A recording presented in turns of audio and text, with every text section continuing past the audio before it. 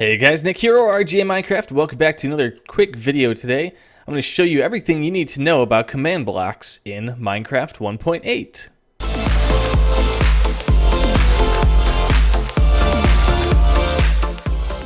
So the first thing you need to know about command blocks is you need to be in creative mode to access them and to assign them commands, and you also need to be a server op. That way, if you have a creative server and someone accidentally gets a hold of a command block, they're not able to execute commands without permission. So in order to get a command block, you have to be an op, or have some kind of mod that gives it to you. But by default, this is a vanilla Minecraft world, so the only thing we can do in here is /give RGA Minecraft, and then we will type command_block. That gives you a command block. All right, another thing about command blocks is that they can only be broken in creative mode. No matter what you do in survival, you cannot get this thing to break. So now that we're in survival, we can take out our diamond pickaxe and we can whack away on this thing all day and we will never break it. We can break all the blocks around it, but we can't break it. Like I said, you could put a button on there, you can use the button, and you can break the button, but you will not harm the command block. And the same is true even if you put a piece of TNT next to it. So the TNT will do its normal damage, but the command block itself, as you can see, even though there's a giant crater here, the command block is absolutely fine. Oh yeah, and one other thing to notice about these guys is that while you're in survival, you cannot right-click on it to see or edit the command. Basically, here we go. To start off, a command block is exactly as the name implies. It is a block that runs a command. So what is a command, you say? Well, this right here, /give RGA Minecraft command block, is a command. So if we type that in here, if we typed give RGA Minecraft command block, then we'd be able to put a little button on here, and look at that, we got another command block. And if we hit it again, we get another command block. And like I was saying, it's powered by redstone, so whatever redstone source we use, if we put a lever, look at that, we got a command block. If we use a pressure plate, got yet another command block. And, like I said, any other source of redstone power. So that is how to turn them on and off. Okay, so now that we know how to turn them on and off, let's think about the stuff that we can do with this. So let's think of one pretty cool thing that we could do. Let's say you want it so when people join your server, it'll send them a little welcome message. So what you can do is you can bury it underground. You can type message at P, so it'll get the nearest player to the thing. And you could say, let's just say, hello and welcome to the server. Done. And you could put any block you want back over the top, but let's just go ahead and grab grass, cover it back up, make it look inconspicuous. And now when someone walks onto this, look at that. It whispers to you, hello and welcome to the server. All right, so that's cool and all, but let's say we want to be a little bit more devious. So let's go ahead and create a little trap. What we can do is we can grab our command block and we can put it under here and we can say kill at P. So that's going to do exactly what the name sounds like. We'll cover it up, put a pressure plate there, and as an unsuspecting player comes over, they'll step on it and look at that, they're dead. They get killed and all their stuff falls out there. So that's pretty mean, not going to lie. But if you wanted to troll your friends, that is one thing you could do with it. Okay, so now we've got something here. Basically, we've got one pressure plate down here, and we've got a little island. So this is actually pretty cool because what it allows you to do is step on this pressure plate here, and it teleports you up here onto this island, which is awesome because now you can come up here, this could be your base, and then when you're ready to go back into the world, yes, you could fall off.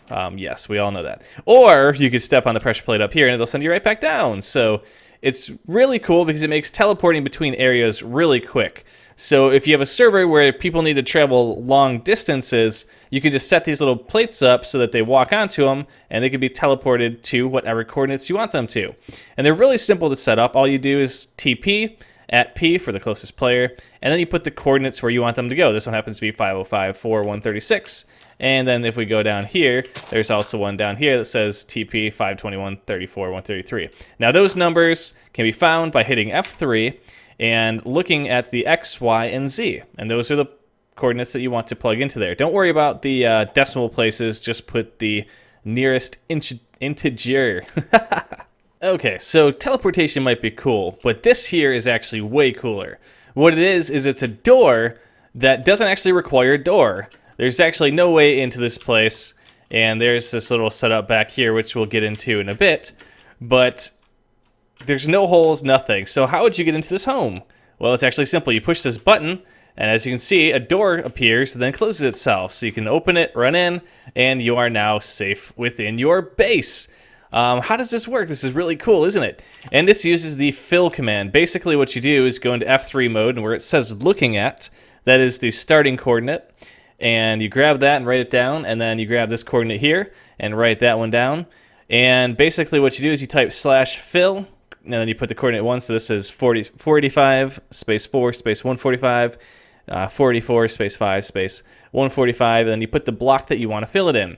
So there's actually 2 command blocks at work here, and let me just give you a quick rundown of what's going on under here. Basically, when you hit the first button, it runs this command block here, which fills those coordinates from earlier with air, so that's what creates the opening. And then I've got a delayed redstone piece that runs over here, and then after a few seconds it runs this one, which fills it back in with cobblestone. So doors that open and close themselves are pretty cool. But what if you wanted to use that fill command for something a little more devious? Well, let's find out what happens if they push the do not push button. Oh crap, look at that. The entire floor has been set to lava, and then it changes back. So if someone walks in there, you could either hook it up to a pressure plate or a tripwire or even a button like that. And as soon as they push it, it turns into lava and it will burn them alive.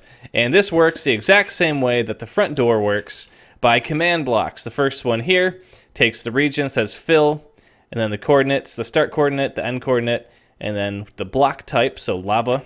And then the last one here sets it to grass. So once it's done running, you can see it sets it to lava, and then it goes around here, and then once it hits this last command block, it turns it to grass again. All right, so here's another feature about command blocks that's pretty cool and has a lot of different things they can use for it. I'm going to show you guys a couple basic examples here, and hopefully it can lead you down the right path. Now, the command itself is actually called test4, and basically there's a lot of different things that you can pass to it that you can tell it to look for. And when any of those conditions are true, it'll send out a redstone signal, which you can harness with a comparator. So let me show you what this means. Basically, I've got a command block set up under here that's testing for a player within a range of 1 block. So as soon as I get on here, you'll notice that the light turned on and my console's getting spammed. And that's because we have command block output on. So I just left it on for now to make it easier. But if we go underneath here, you can kind of see how this works. Basically, under here, I've got a redstone clock that continuously feeds a signal into here.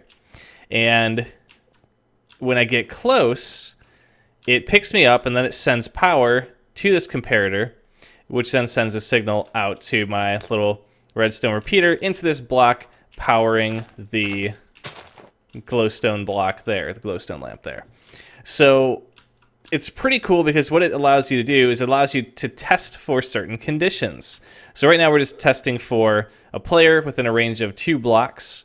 You could also say name equals RGA Minecraft, and then that way, if we go here, it finds it. If I put name equals RGA Minecraft 2, then when we walk up, look at that, it's not detecting me anymore. It's not sending the signal. So you could use this to make a door that would only open for you, or teleport only you somewhere. So it's kind of cool. But the test4 can do a lot of other things. You can use it for scoreboard stuff. You can use it for testing blocks, and you can also use it for something else. Now, the reason I've got a redstone clock going into this thing is because what happens is if I were to just break this clock for a second, and I were to put a button, let's just use a button, put it here, and I run this. Now, obviously, I wasn't in range, so if I run it again, it says I'm in range. Now, what you're going to notice is this block is on, so that's great, right? Well, what happens if I walk away? You know, maybe I'm still too close. Okay, let's go really far away. So, obviously, it's not shutting off. And the reason it's not shutting off is because it ran and it remembers its last state.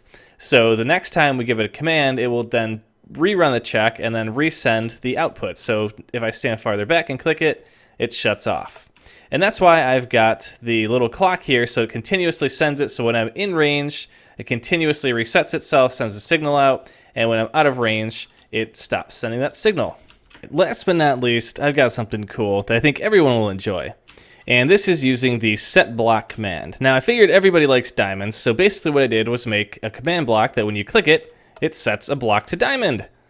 So instead of a fill command, it just uses setBlock. You give it the coordinates of the block, and you give it the type that you want it to be set to. So setting it to diamond is cool and all, but let's pretend like we want to make our players feel special.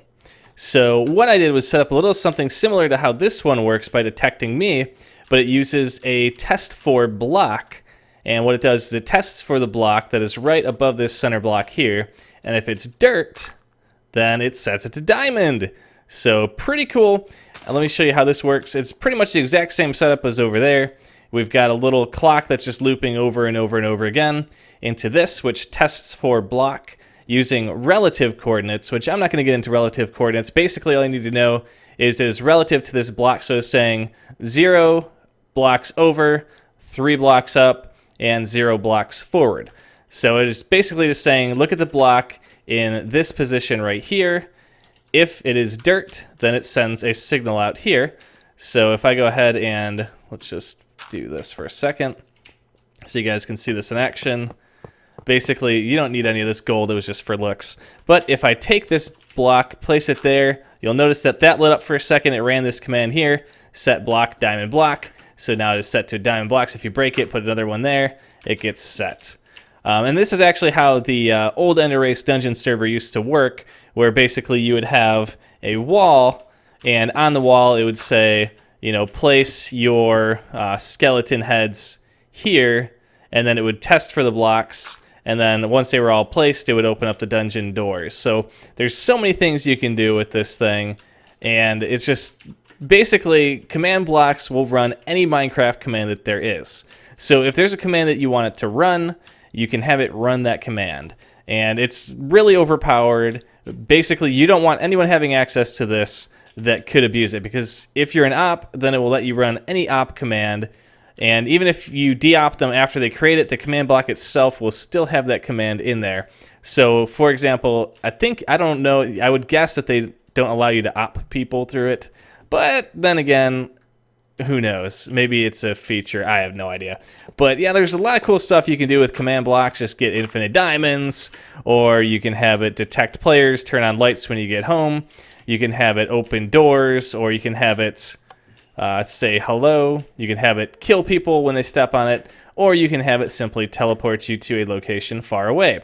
Like I said, basically every command block will run whatever command you tell it to, so the limits are basically up to your imagination and how you can combine multiple command blocks to create some really cool effects. I mean, you saw how this one worked here. Basically, it's just one command block setting these to air, and another command block setting it back. So you could put in huge combinations of this. You can make it so that you have to be standing on your platform with this light on in order to actually push the button to open the door, and maybe it'll even teleport you somewhere else. I have no idea. But if you guys actually come up with some cool ideas for things that you build with this, let me know. And if you have any questions about command blocks, let me know too. I'll try to answer them for you. I'm not a master of command blocks by any means, but I do love messing around with them a lot. And actually, I haven't messed around with them much lately because I've been doing a lot of stuff through coding plugins. But that's not to say that I don't use them occasionally.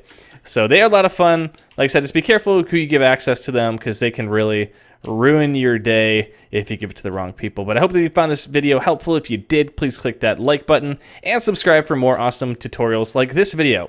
And I will see you guys later. Thanks again for watching, guys. As always, if you liked the video, make sure to click that like button. And if you want to see more, then click on that subscribe button to stay up to date with everything I'm doing. See ya.